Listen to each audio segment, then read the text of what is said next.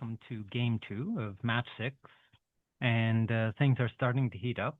As you might recall, White won the first game, and now we're into a real tussle in this game, and a little back and forth, and some really interesting decisions. Some cube decisions, but also some interesting checker decisions, because one of the players has quite a few checkers back. And so it's interesting how both players should play in this situation. So quite instructive. Okay, without further ado, let's have a look and learn. Okay, so White wins the opening roll and gets a 4-2, so splits his checkers.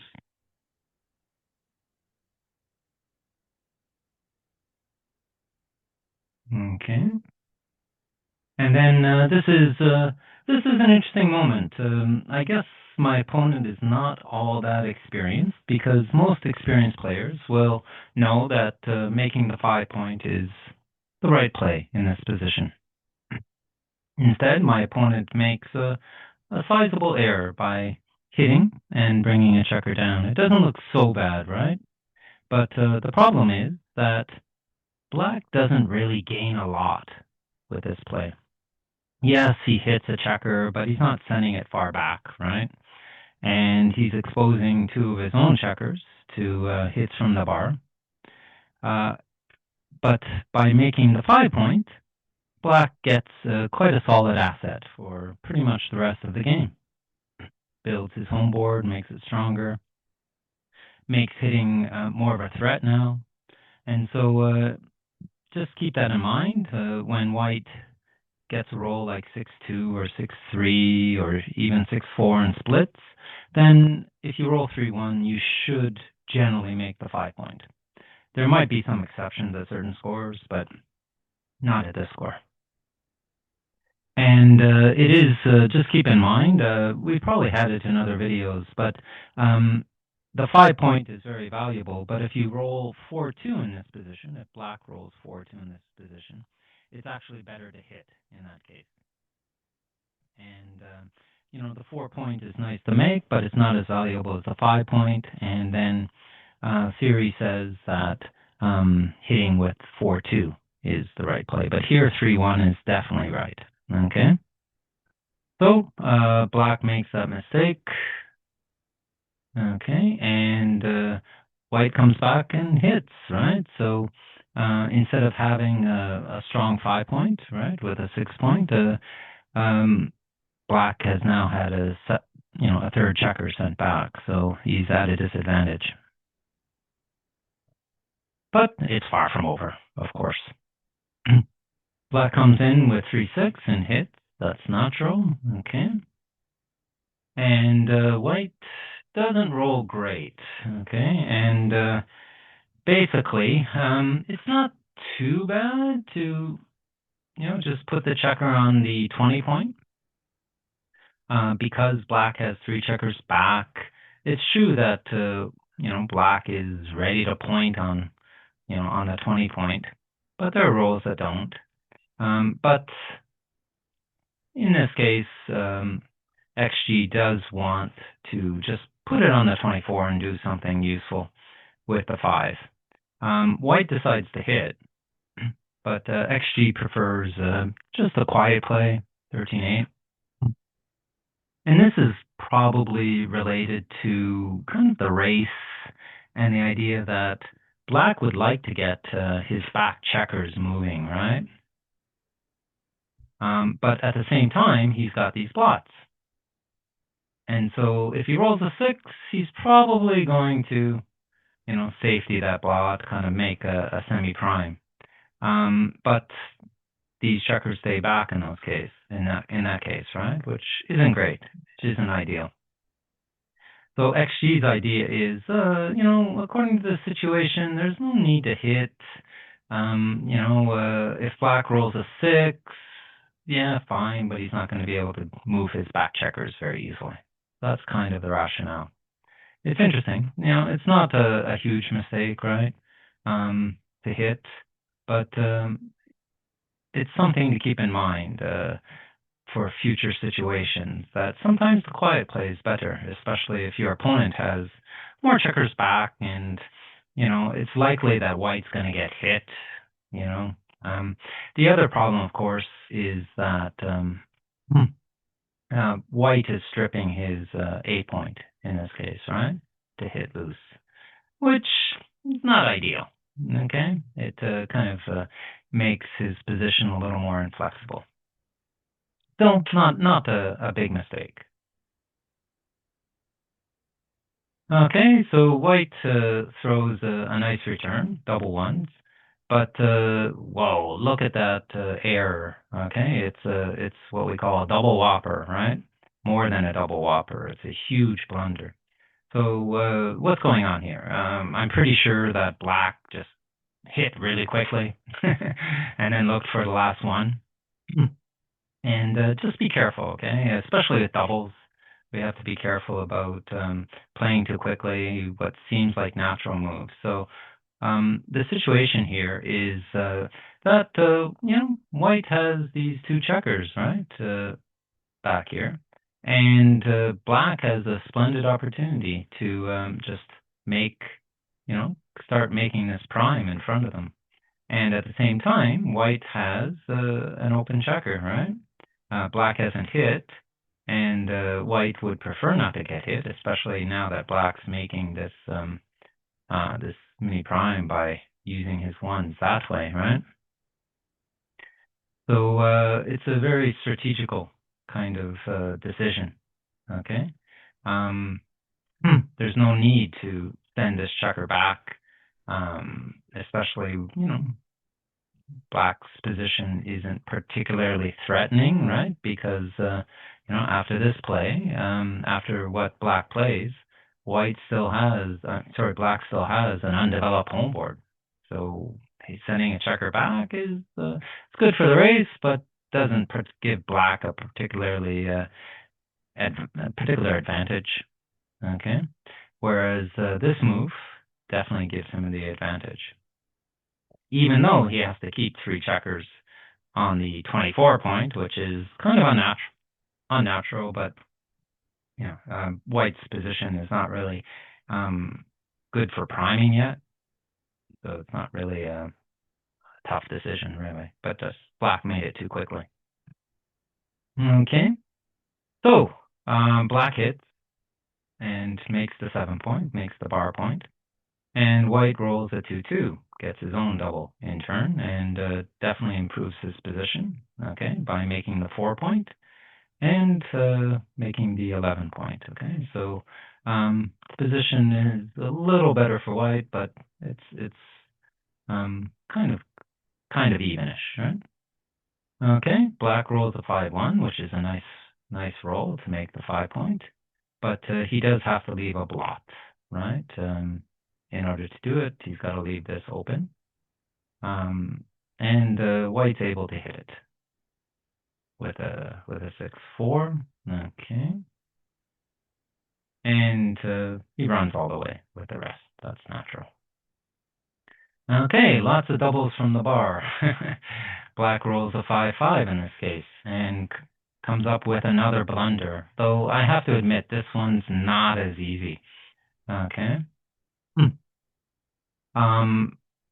XG says just bring it all the way to safety on the 5 point.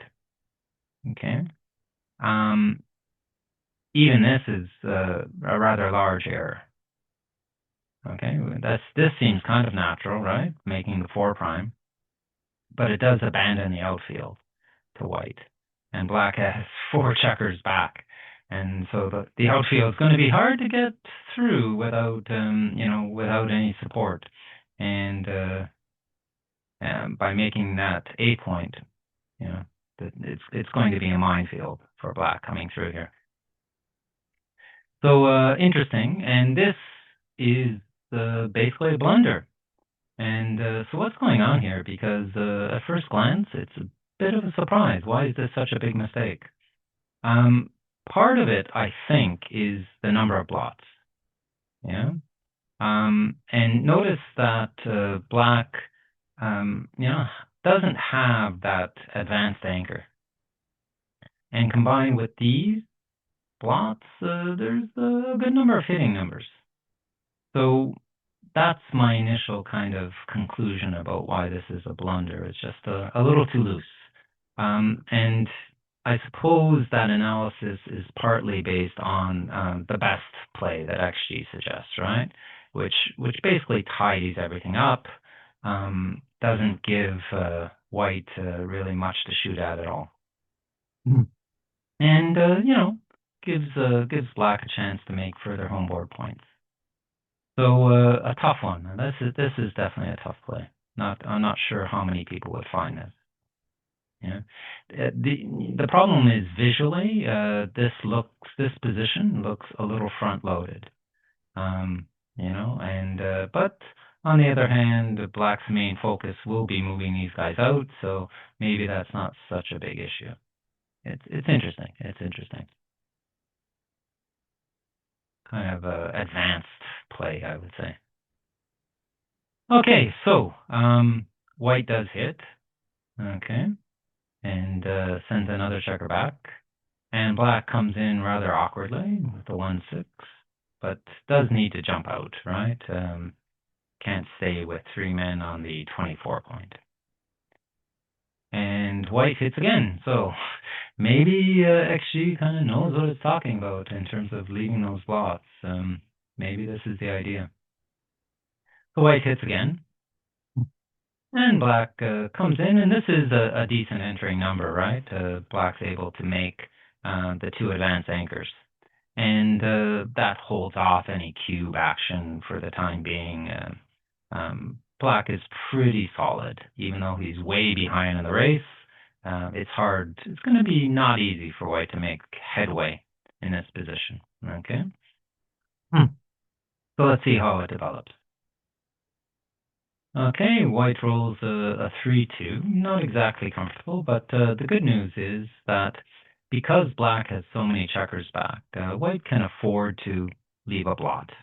Okay, especially with the idea that black is perhaps not exactly eager to break this point to hit it. Okay, if he hits it with this, then he'll be much happier, of course. But there aren't that many numbers, right? 6-3 or 4-5, basically. So, yeah. So that's another kind of learning point, is just to be aware. Like, of course, no one likes to leave blots, and it kind of looks like black's position, homeboard position, is decent. He's got a 3-point prime. He's got the 5-point made, but it's not that strong.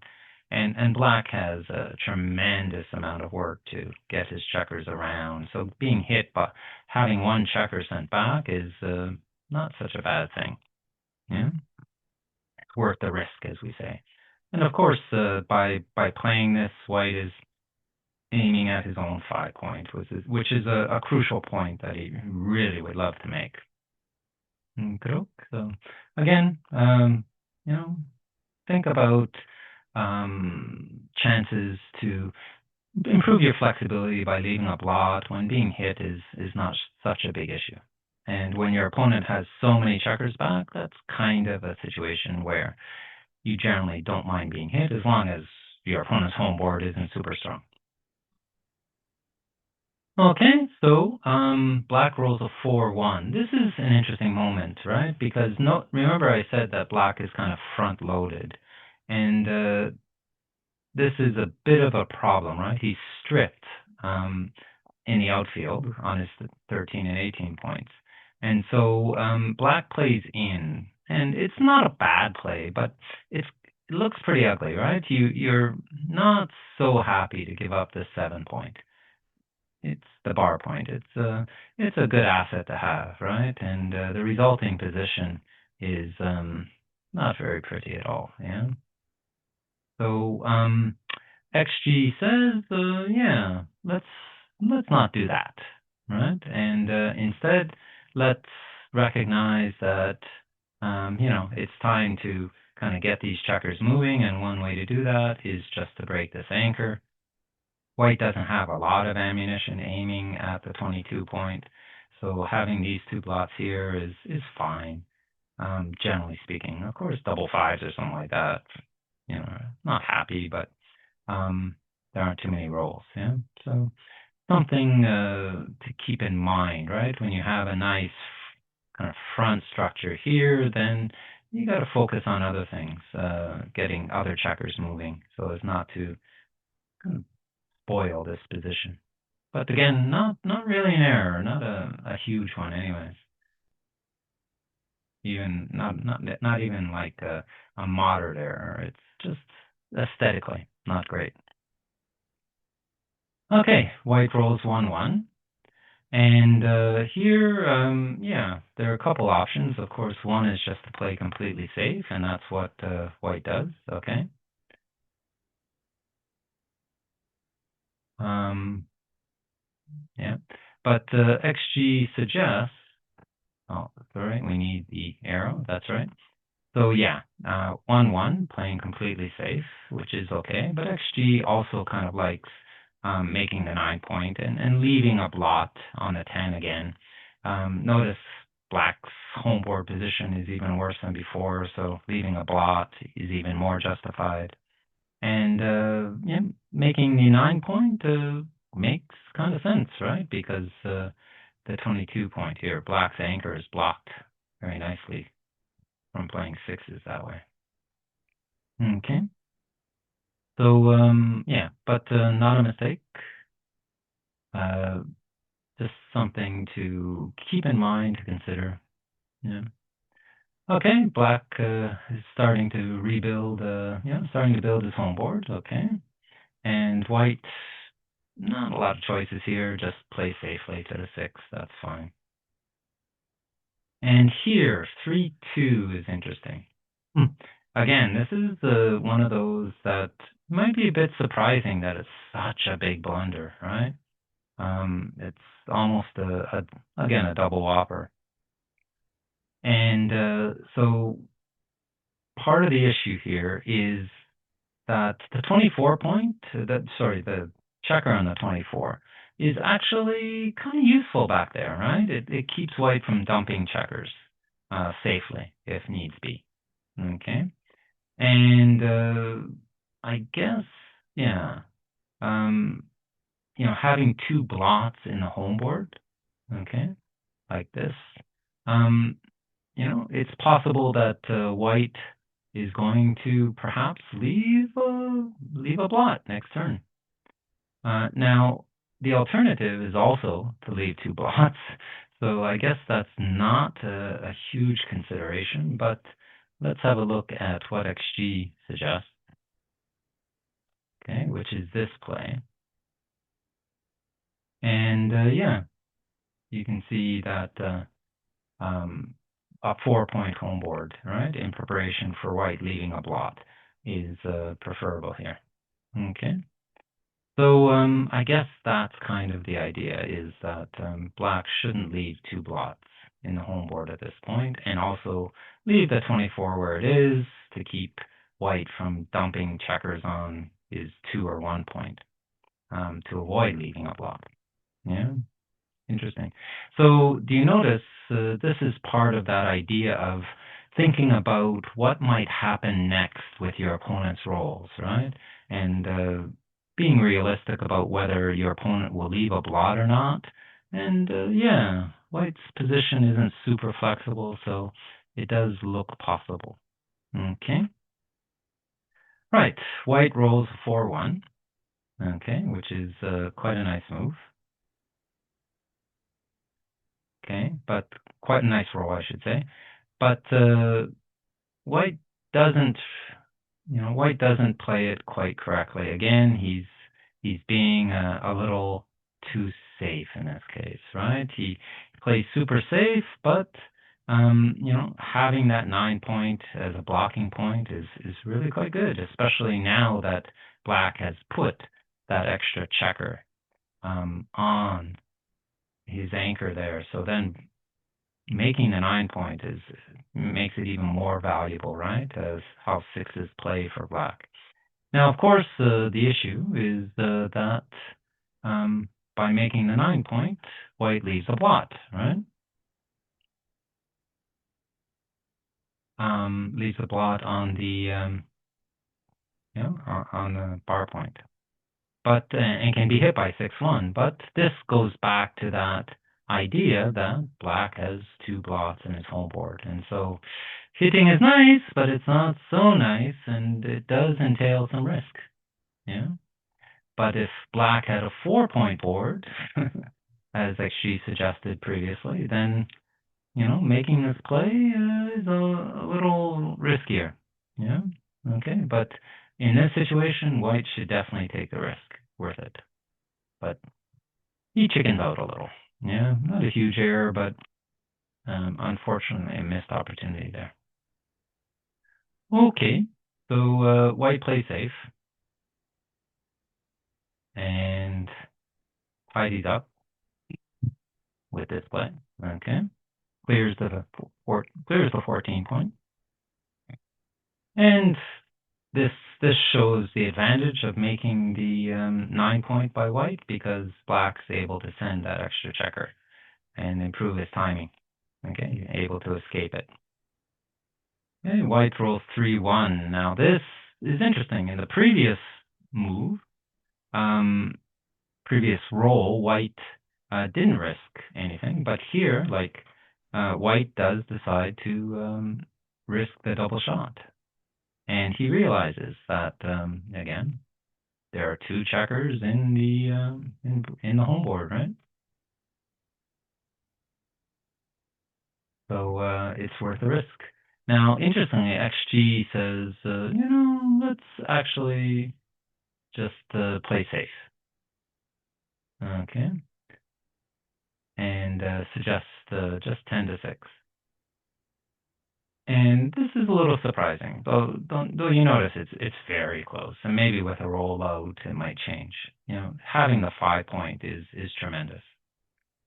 Okay, I mean, part of the problem might be that white might not be able to remake the 8 point. Yeah, so that's perhaps a consideration. But with the 2 blots, this seems like a decent move. Okay. Now, let's have a quick look, because, white should be keeping an eye on the cube, right? And if we look here, it's close. It's close, but white has a no double in this position, partly because there aren't a lot of kind of point-making numbers. 5-1 or 4-1 are nice. Of course, doubles are nice. But other than that, not a lot of good rolls. Whereas previously, with the 4-1 and a chance to make the 9 point, white was also quite close. Okay, so it's important to just kind of, when you have the advantage, when you're kind of, you get a sense that you're doing well. Notice black has 3 checkers back, and then another 2 on. He's really far behind in the race. So white should be keeping an eye on the cube. Okay, but he's right not to cube yet. Okay, so black misses the shot. Okay, he needed a 5, but not that 5. And in this case, the XG says maybe just bring 2 checkers down. Okay, you don't really need the bar point, the midpoint, I should say, when you have the bar point. Okay, it's not as important to keep it. And flexibility is enhanced.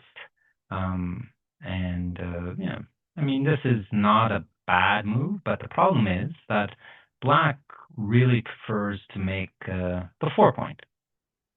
Okay, and not to have a gap, right? So black decides to make the 2 point, but now there's a gap on the 4 point. So black still has time probably to improve his home board by making that 4 point. So yeah, not the best decision to make the 2 point in this case. Karuk. Oh. So this is what black plays, right? Looks like that. Oh, Karuk, and right. So Black rolls 6-2, which is a decent roll. He's able to remake the 8-point. Okay. And let's just check again, just to make sure. Is there a cube yet? Yes. So this is already a cube for white. Very close, right? Marginal.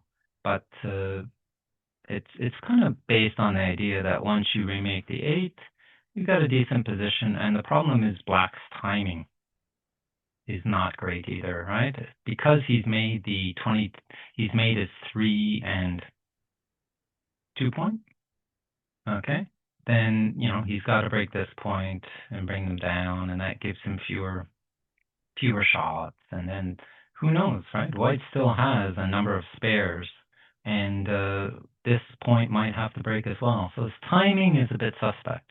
And so white can take advantage of that by cubing, but it's really marginal at this point, and you can't really blame white for kind of missing this one. There aren't that many kind of market losers, right? Except for double 5 and things like that, double 4s, any double really, except for double 1s, I guess. So a marginal cube. Yeah. Okay. Right. So black rolls 3-1 and slots the 4. And now white correctly sees that he has a double. And yeah, again, it's not a huge double, but it would be a mistake not to double at this point. Again, it's based on black's kind of timing. There's even a bad roll now of 6-1 on black's part, right? Where he would have trouble. Of course, the 6-1 doesn't play great for white either. But yeah, it's just the idea that black is, going to have to break probably one of those points. Well, the 12 point probably, and then yeah, it'll be a little easier to come home, and his timing's not great. Okay, so but black is correct to take. There's still chances of hitting, and even though he's far behind in the race, yeah, there's still chances. Okay, so black correctly takes, and white rolls a 6-5, which isn't ideal, right? He doesn't want to go so fast, but there's really it's unfortunate. It's interesting. The alternative is to break the 10 and just reduce the number of points he needs to clear, but both of them are okay. I mean, the downside of breaking the 10 is white has fewer landing points, right, for the checkers on the bar point. Okay, black rolls 6-4, and as predicted, he's got to clear the bar point. And white rolls a 3-2. Not much to do, but slot the 1. And all of a sudden, there's 6-6. Okay, so, all of a sudden, the race is kind of closer. But it is interesting. This would be the natural play, is just to run with 2. But XG says, let's keep some contact. White has 2 blots in his home board. So let's see if we can make white a little uncomfortable. Yeah. And at the same time, let's make a 5-point board, right? So very interesting play. Look out for these opportunities when your opponent has blots in his home board to just leave a shot, but preserve the conflict, because even after the double 6s, black is still behind in the race, right? So purely racing isn't quite the right idea, I guess XG says, but it's close. It's close.